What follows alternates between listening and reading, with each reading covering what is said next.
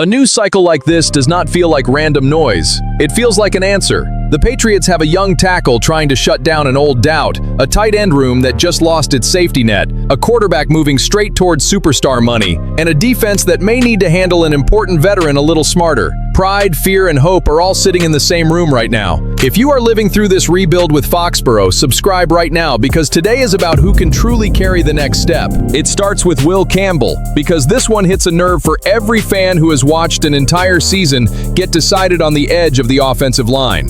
Before he ever put on a Patriots jersey, the kid already had a label attached to him. Short arms, high risk. Can he really handle NFL edge rushers? Did New England swing too big at 4th overall? And look, I understand the question. When you spend a pick that high on a left tackle, you are not buying a fun little experiment.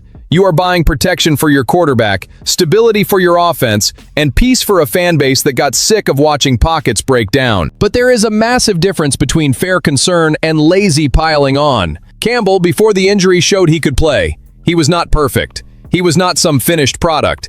But he held up in important moments and gave the Patriots a real glimpse of what this offense needed. A left side with a future. Then the injury comes at the worst possible time. He lands on injured reserve while the team is closing in on its first division title in 5 years. And when he returns for the playoffs, his body and timing just do not look the same. After the rough playoff performances and that painful Super Bowl against the Seahawks, the debate only got louder. Do you keep him at tackle? Do you kick him inside to guard? Do you admit the pick was too risky? That is where I actually loved his response. Campbell did not answer with some polished quote. He went to work. He went to Oklahoma to train alongside names like Lane Johnson, Tristan Wirfs, Deion Dawkins, and Creed Humphrey. That is not some random off-season social media note. That is a young player going to school with people who know exactly what it takes to survive every Sunday against NFL monsters. To me, that is the kind of signal Foxborough has to respect. He understands the 2026 schedule is heavy. He knows the last image he left on the field was not the image he wanted. He knows there are people waiting for him to fail so they can say they warned everybody from the beginning.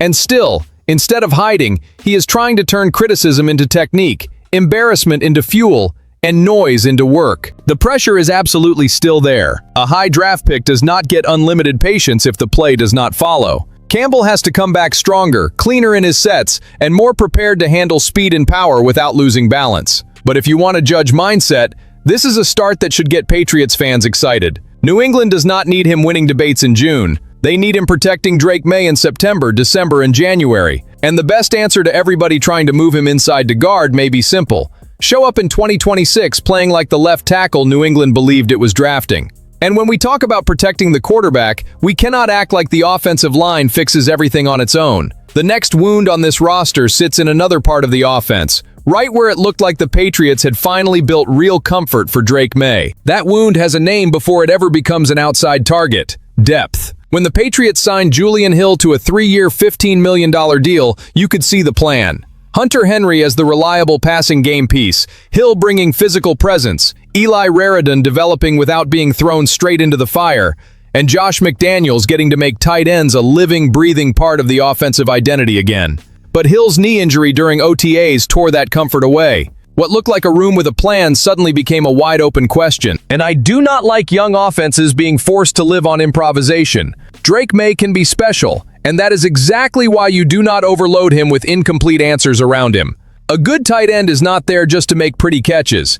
He changes blocking angles, freezes a safety in the middle of the field, gives you a big red zone target, helps off play action, and protects the quarterback. For an offense trying to grow up fast, that is oxygen. That is why Colby Parkinson's name has to be watched if the Rams decide to move off his contract. The setup is pretty clear. He carries a $9 million cap charge in 2026, the final year of his deal, and Los Angeles could save $7 million by releasing him. The Rams have other priorities, including a Puka Nacua extension and fixes at spots like receiver and linebacker.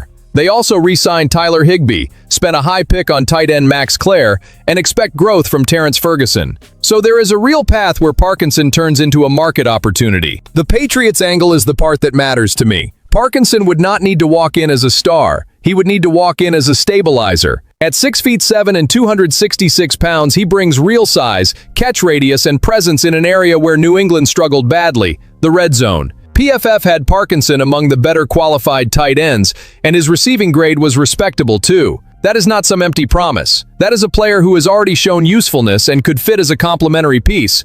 The biggest impact might not even show up clearly in the box score. Parkinson would take weight off Hunter Henry, who is at his best when he is not being asked to solve every problem at the position. He would also protect Raritan from being rushed into too much too soon. I like the rookie's talent, but liking a player's future does not mean pretending he is ready to carry a veteran role in Week 1. If the Rams do not cut him, the conversation ends right there. New England does not control that part. But Elliott Wolf and the staff need to be ready the second a door opens. The Patriots' offense already has enough questions. After Hill's injury, tight end cannot become another position where the answer only appears after the problem has already cost them games. And that concern over cost, timing, and roster building takes us directly to the heaviest bill of all. Helping Drake Maye right now is one thing. Paying Drake Maye as the face of the franchise is a decision that changes everything around him. That bill is not abstract at all. Drake Maye's name is written in giant letters on the franchise board. Albert Breer went straight at it on 98.5 The Sports Hub. When Maye becomes extension eligible in 2027, the number could start at $70 million per year, maybe even creep close to $75 million. Sit with that for a second. $70 million per year. That kind of number scares any fan, but it also proves something New England spent years trying to find. The Patriots have a quarterback who belongs in top-of-the-market conversations. I am not going to pretend that is a bad problem. After years of searching for stability, seeing Maye as an all-pro, the runner-up in the 2025 MVP race, and the clear face of the project changes the entire temperature in Foxborough. It gives this fan base back something it missed badly: direction. When you have the quarterback, everything starts making sense again. The playbook gets more aggressive. The locker room believes. Free agents look at you differently. Fans wake up on Sunday knowing the game can flip because number 10 is on the field. The other side is heavy too. When the quarterback contract explodes, the excuses disappear. The margin for draft mistakes gets smaller. A bad contract hurts more. A decent player paid like a true starter hurts more. And the Patriots have other massive decisions coming. Christian Gonzalez will need an extension too. I.J. Brown, newly arrived and critical to raising the offense, will have his contract re-examined. So the question is not only how much Maye will make, the real question is what kind of roster New England can keep once Maye gets paid like an absolute star. That is where Mike Vrabel and Elliott Wolf will truly be judged. Paying the quarterback is easy when he deserves it. Building around him with surgical precision is the hard part. You have to hit on middle-round picks, find cheap starters, avoid expensive nostalgia, extend the players who actually hold up your identity, and let go of the ones who no longer fit the design. It hurts, but serious teams survive that way when the window gets expensive. And to me, the emotion in this story is sitting right there. Drake Maye is no longer just hope. He is becoming an organizational responsibility. Foxborough asked for a quarterback it could believe in. Now that quarterback is here, the franchise has to prove it can manage the present without mortgaging the future. I want to see the green light from the fan base in the comments. If the number really lands around 70 to 75 million per year, do you pay it without blinking? Or do you fight every dollar to protect the roster? Because every decision circles back to the same reality. When you pay the face of the franchise, the defense also has to stay strong enough that he is not forced to win alone. And that is exactly where Harold Landry comes in. Harold Landry is one of those names that connects directly to the way Mike Vrabel views football. It is not just stats, it is trust, history, defensive language, and a coach knowing exactly what kind of player he wants when the season starts getting tight. In 2025, that bet worked for a good part of the ride. Landry led the team in sacks, brought edge presence, and gave the Patriots a familiar piece inside a defense that needed to feel nasty again. But the finish left a concern nobody in Foxborough can simply bury. The knee injury mattered. He missed the final 3 games of the regular season, and when he came back for the playoffs, he did not record a sack in 3 games. That changes the conversation. It does not erase what he did before. It does not turn Landry into some problem. But it forces the team to ask whether his role needs to shift.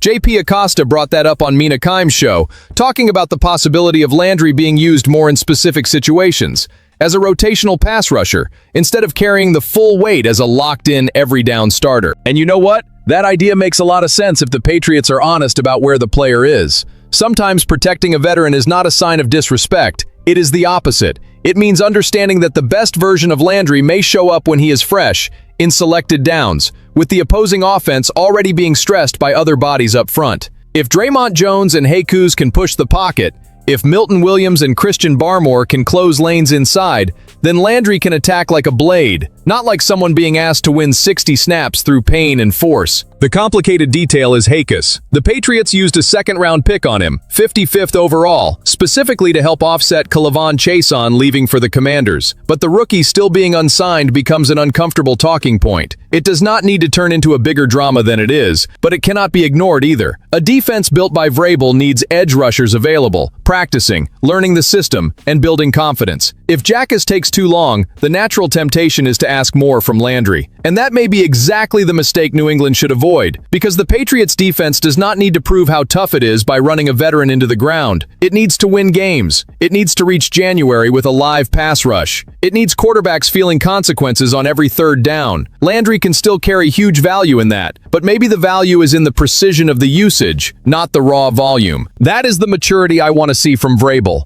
He knows Landry. He trusts him. Now he has to trust the structure around him too. If New England gets that balance right, Landry does not become a memory from 2025. He becomes a weapon saved for the right moment. And in an AFC full of dangerous quarterbacks, having that kind of weapon rested can be worth more than forcing a tired version of him onto the field just to protect the depth chart hierarchy. Put these four stories together, and they are not random details. They are responsibility. Will Campbell has to turn criticism into real protection. The tight end room needs an answer after Julian Hill's injury. Drake Maye is getting close to charging the franchise the price of finding a special quarterback, and Harold Landry may need a smarter role to stay dangerous when the season gets heavy. That is what separates hope from a serious build. Foxborough does not want pretty talk. It wants a team that can carry the weight. If you are locked in on this next Patriots era, hit the like button, subscribe, and stay right here with us.